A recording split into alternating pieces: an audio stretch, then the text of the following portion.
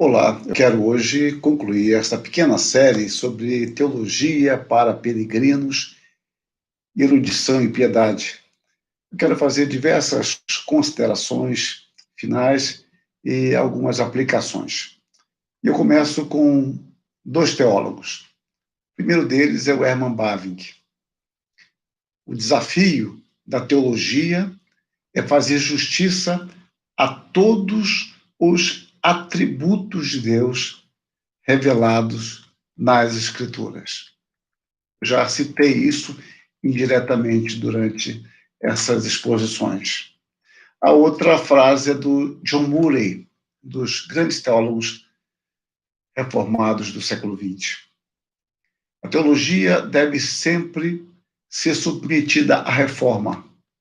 O entendimento humano é imperfeito, embora as construções sistemáticas de alguma geração ou grupo de gerações possam ser arquitetônicas, sempre há a necessidade de correção e reconstrução, de modo que a estrutura possa vir a uma aproximação mais íntima das Escrituras e a reprodução possa vir a ser uma transcrição ou reflexo mais fiel do exemplo divino.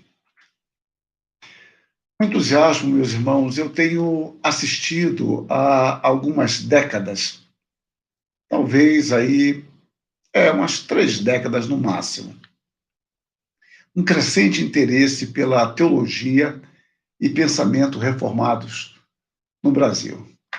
Sei que esse fenômeno não é apenas uma peculiaridade da igreja brasileira.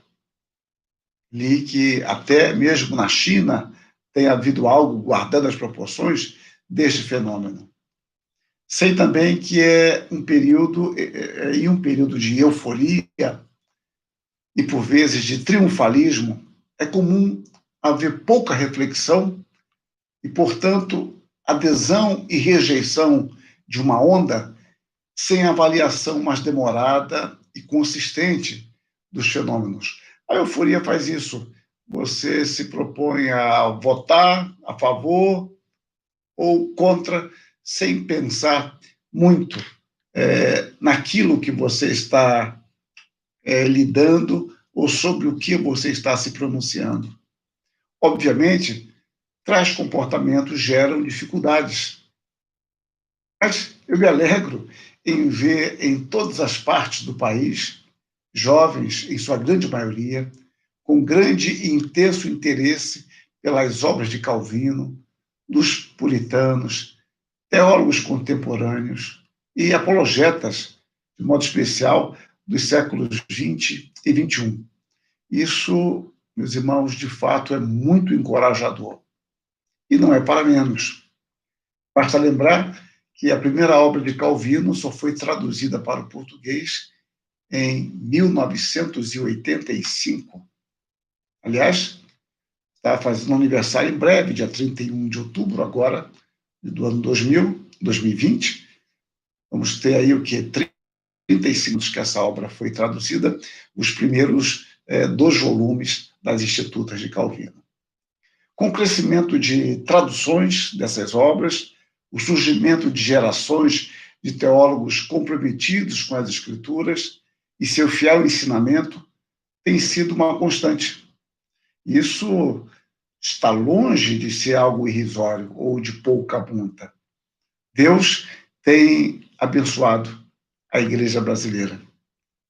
Contudo, é preciso que nós, teólogos, especialmente os mais maduros, não se infantilizem com a publicidade, se bestializando, assumindo atitudes pueris, com preocupações exóticas, criando grandes questões em cima de assuntos irrelevantes, ou queiram ser maiores do que a mensagem que deveriam levar.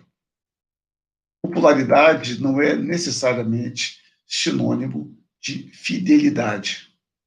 E triunfalismo teológico, certamente, não é o caminho bíblico para o ensino da verdade.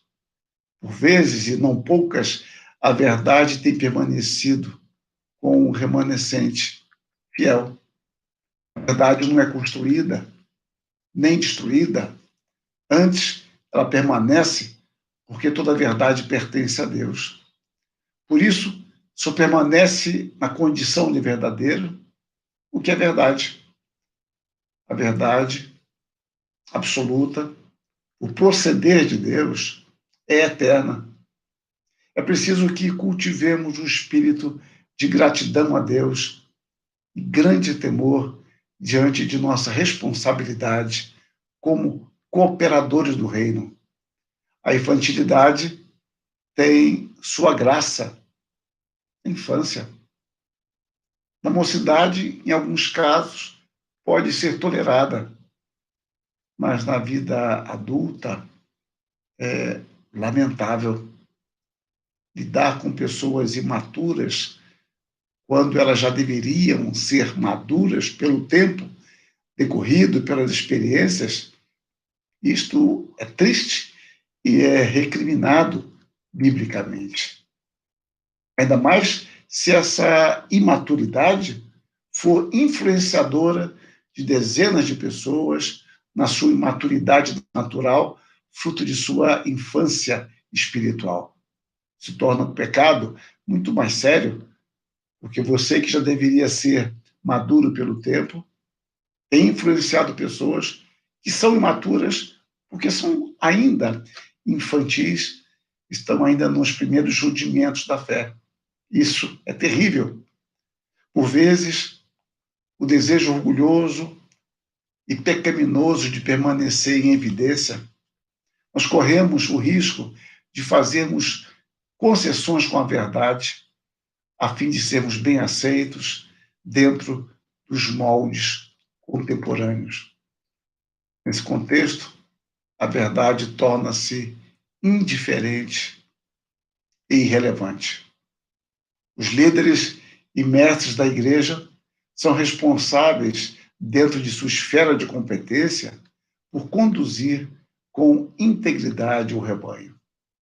A superficialidade na condução do povo de Deus por meio da palavra é quase tão grave quanto o ensino estranho às Escrituras.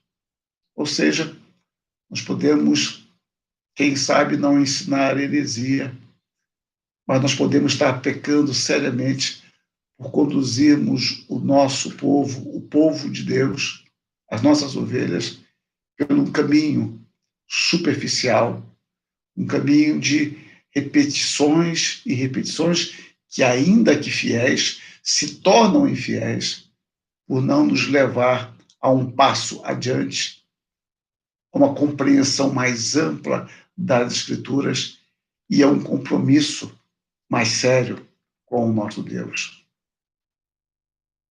Do outro lado, uma teologia que vise destruir seu oponente, fomentar debate pelo debate e ostentar uma suposta superioridade intelectual e um cinismo arrogante, nada tem a ver com o propósito de uma genuína teologia bíblica, que é nos conduzir ao conhecimento pessoal e redentivo de Deus e redunde em sua glória.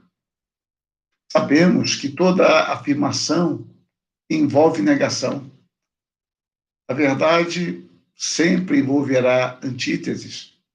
Aqui não temos escolhas. Dizer sim sempre envolverá o dizer não.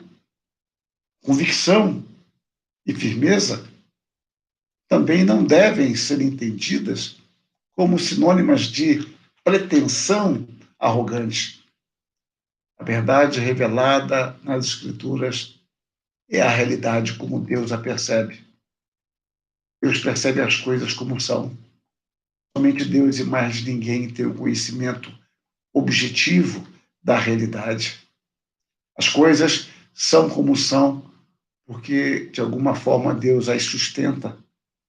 Antes de atribuirmos valor à verdade, ela já o tem, porque foi Deus quem a criou e lhe confere significado. A verdade é uma expressão de Deus em si mesmo e na criação. Deus é a verdade, opera por meio da verdade e nos conduz à verdade. A graça de Deus opera pela verdade, e nesta verdade, que foi ouvida e compreendida, frutificamos. Thomas MacArthur escreveu com propriedade: a verdade é aquilo que é consistente com a mente, a vontade, o caráter, a glória e o ser de Deus. Sendo mais preciso, a verdade é a autoexpressão de Deus. Por isso é que a verdade é sempre essencial. O cristianismo não se sustenta amparado em aparências, circunstâncias e ambiguidades. Antes, ele proclama a verdade e se dispõe a ser examinado à luz da verdade. Ou a sua mensagem é verdadeira, ou não há mensagem relevante a ser proclamada. Como escreveu o teólogo contemporâneo Albert Moller. Como sempre, verdade é a questão essencial. Onde uma noção clara da verdade está ausente, o cristianismo torna-se mais uma atitude do que um sistema de crenças. Contudo, a crença sempre pressupõe uma verdade que pode e deve ser conhecida. A teologia, portanto, como a sistematização do que nos foi revelado na palavra, visa tornar mais compreensível a plenitude da revelação. A teologia, portanto, nada tem a dizer além das Escrituras. Ela não substitui as Escrituras, ela não completa as Escrituras. Antes, ela deve ser a sua serva. Somente a teologia sendo serva da igreja, ela poderá ser serva da palavra e vice-versa.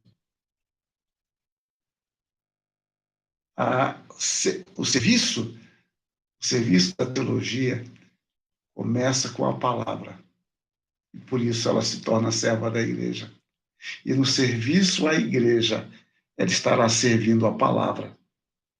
A teologia brota dentro da intimidade da fé daqueles que cultuam a Deus e comprometem-se com a edificação da igreja. A nossa teologia é sempre limitada e finita. Nunca é um edifício completo em todas as suas partes.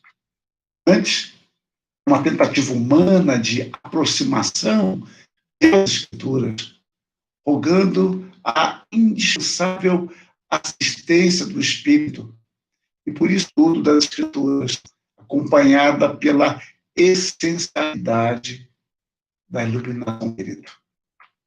Esse propósito, ela apresenta uma direção humilde para os peregrinos que vivem no mundo de Deus, buscando compreender e vivenciar de forma autêntica as etapas de sua jornada até que cheguem ao Cristo e volte para nos conduzir em absoluta segurança para o lugar que Ele mesmo foi nos preparar. Maravilhoso, à medida que mais o conhecemos. A douta ignorância faz parte essencial da fé genuína e sincera. O conhecimento de nossa limitação não é inato, antes é precedido pela revelação. É num encontro significativamente pessoal com Deus que tomamos conhecimento de nossas limitações. Nosso conhecimento pode ser real e genuíno, porém é fragmentado e limitado. Contudo, devemos nos alegrar em poder conhecer a Deus.